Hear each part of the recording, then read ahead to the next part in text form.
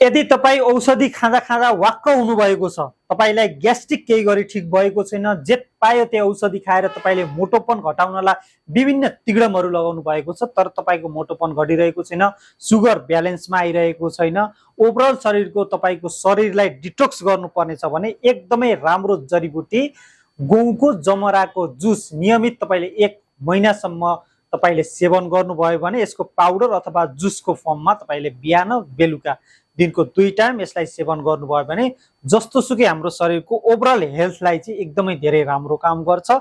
यसमा भरपुर रूपमा यसमा एन्टिअक्सिडेन्ट हुन्छ। एन्टिअक्सिडेन्टले हाम्रो चाहिँ शरीरमा इनर्जी जेनेरेट गर्ने काम गर्छ। तपाईँको खुट्टादेखि पैतलादेखि टाउकोसम्मको सम्पूर्ण नसाको ब्लकेजहरू खुलाइदिन्छ।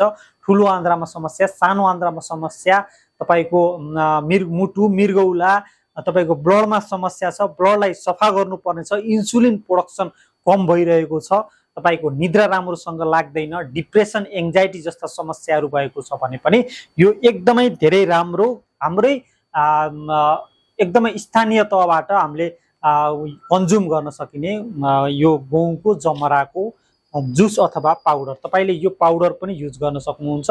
यो पाउडर युज गर्नुभयो भने हजुरले चाहिँ यदि तपाईले यो अर्डर गर्न चाहनुहुन्छ भने यो अर्डर गर्ने ठाउँको नम्बर चाहिँ म दिइरहेको छु, त्यहाँबाट अर्डर गर्नु होला। एकदमै धेरै राम्रो छ, मैले पनि खाएर विचार गरेको छु, धेरै राम्रो छ। Thank you.